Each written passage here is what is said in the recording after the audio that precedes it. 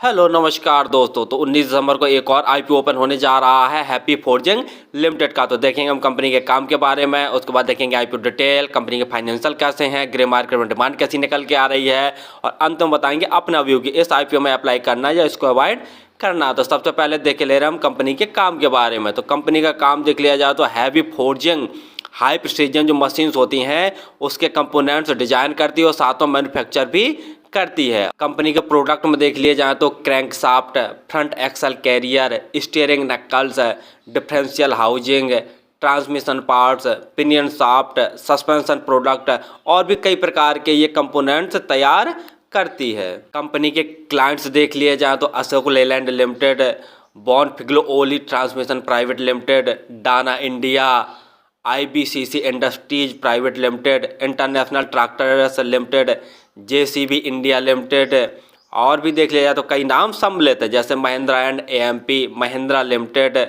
और साथ में देख लिया जाए तो मेरिटोर हैवी व्हीकल्स सिस्टम और साथ में स्वराज इंजन लिमिटेड। तो और भी बहुत सारे नाम सम्मिलित हैं। कंपनी भारत के साथ साथ Brazil, Italy, Japan, Spain, Sweden, Thailand, तुर्की, यूनाइटेड किंगडम एंड यूएसए सहित और भी कई देशों में अपने माल को एक्सपोर्ट करती है। हैप्पी फोर्जिंग लिमिटेड की 3 मैन्युफैक्चरिंग यूनिट है जो सभी के सभी लुधियाना पंजाब में स्थित हों। वित्त वर्ष 2023 में देख लिया जाए तो कंपनी का जो रेवेन्यू है वो लगभग 43% बढ़ गया। तो काम तो लगभग आपको समझ में आ गया होगा। चलिए अब देख ले रहे हम आईपीओ की डिटेल के बारे में।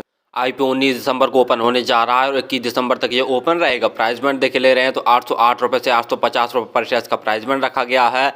और जब भी आप आईपीओ अप्लाई कीजिए या एसएमई आईपीओ अप्लाई कीजिए तो हायर प्राइस बैंड पर ही अप्लाई कीजिए, अर्थात आपको 850 रुपये प्राइस बैंड भर कर ही इस आईपीओ को अप्लाई करना। लॉट साइज देख ले रहे हैं तो 17 शेयरों का एक लॉट है। टोटल इशू साइज देख ले रहे हैं तो 1008 करोड़ के आसपास टोटल इशू साइज रखा गया है। और जिसमें से कुछ ये नए शेयर जारी करेगी 400 करोड़ के, और 608 करोड़ का ऑफर फॉर सेल है, यानी 806 करोड़ के जो शेयर हैं वो प्रमोटर्स अपनी होल्डिंग बेचकर निकल जाएंगे। और अलॉटमेंट देखे ले रहे हैं तो इसको 22 दिसंबर का इसका अलॉटमेंट है, और शाम तक आप वेट कर लीजिए, वरना 23 दिसंबर की मॉर्निंग तक वेट कर लीजिए। और जो क्रेडिट डेबिट संबंधी मैसेज होते हैं उनसे ही पता चल जाता है। यदि आपके अकाउंट में पैसे क्रेडिट हो जाएंगे तो समझ लीजिए कि आपको आईपीओ अलॉट नहीं हुआ। यदि आपके अकाउंट से पैसे डेबिट हो जाएंगे यानी कट जाएंगे तो समझ लीजिए कि आपको आईपीओ अलॉट हो गया। यदि आपको आईपीओ अलॉट नहीं होता तो 26 दिसंबर तक आपके पैसे रिफंड वापस आ जाएंगे। लिस्टिंग डेट 27 दिसंबर रखी गई है। रिजर्वेशन में देखे ले रहे हैं क्यूआईबी के लिए 50% का रिजर्वेशन, रिटेल भाइयों के लिए 35% का रिजर्वेशन, और जो एचएनआई कैटेगरी में अप्लाई करना चाहेंगे उनके लिए 15% का रिजर्वेशन रखा गया है। रिटेल कैटेगरी में यदि आप एक लॉट अप्लाई करते तो आपको 14,450 रुपये खर्च करने पड़ेंगे। रिटेल कैटेगरी में मैक्सिमम आप 13 लॉट ही अप्लाई कर सकते हैं। यदि स्मॉल एचएनआई कैटेगरी में अप्लाई करना चाहते हैं तो कम से कम आपको 14 लॉट अप्लाई करने पड़ेंगे। उसके लिए आपको 2,02,300 रुपये खर्च करने पड़ेंगे। और यदि बिग एचएनआई कैटेगरी में अप्लाई करना चाहते हैं तो कम से कम आपको 70 लॉट अप्लाई करने पड़ेंगे, जिसके लिए आपको 10,11,500 रुपये खर्च करने पड़ेंगे। प्रमोटर होल्डिंग आईपीओ आने के पहले इनकी 28.24% थी और आईपीओ आने के बाद 78.60% इनकी प्रमोटर होल्डिंग बचेगी। पी देखे ले तो 33.56 कंपनी का पी है, यानी ठीक ठाक वैल्यूएशन पर ये अपने आईपीओ को लेके आए हैं। प्राइस बैंड ज़्यादा महंगा नहीं रखा गया है।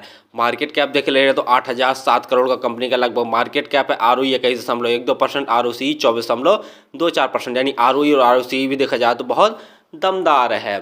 फाइनेंशियल देख ले रहे हैं, लेकिन फाइनेंशियल देखने से पहले आप हमारे चैनल को सब्सक्राइब कर लें ताकि आपको समय समय पर शेयर मार्केट संबंधी जानकारी, आईपीओ संबंधी जानकारी तथा एसएमई आईपीओ संबंधी जानकारी मिलती रहे। फाइनेंशियल में जैसा देख रहे हैं कि जो ऑल अमाउंट जो सभी के सभी करोड़ में दिए हुए हैं। तो कंपनी के एसेट साल दर साल लगातार बढ़ रहे हैं। रेवेन्यू की बात करते हैं तो मार्च 2021 में कंपनी का रेवेन्यू 590 करोड़ का था, मार्च 2022 में बढ़कर 866 करोड़ का हो गया। मार्च 2023 में देखते हैं तो 1,202 करोड़ का टोटल रेवेन्यू हो गया। और सितंबर 2023 यानी 6 महीने के अंदर ही कंपनी ने 675 करोड़ का नेट रेवेन्यू जनरेट कर लिया। यानी रेवेन्यू में देखते हैं तो साल दर साल बम्पर ग्रोथ देखने को मिल रहा। प्रॉफिट आफ्टर टैक्स देखे ले रहे हैं तो मार्च 2021 में कंपनी का जो प्रॉफिट हुआ था 86 करोड़ का हुआ था, और मार्च 2022 में 142 करोड़ का नेट प्रॉफिट, मार्च 2023 में 208 करोड़ का नेट प्रॉफिट, और सितंबर 2023 यानी 6 महीने के अंदर ही कंपनी ने 119 करोड़ का नेट प्रॉफिट जनरेट कर लिया। यानी नेट प्रॉफिट में भी देखा जाए तो बम्पर ग्रोथ देखने को मिल रही है। नेटवर्थ भी साल दर साल बढ़ रही है। रिजर्व देखे ले रहे हैं तो मार्च 2021 में कंपनी के पास जो रिजर्व था 636 करोड़ का था,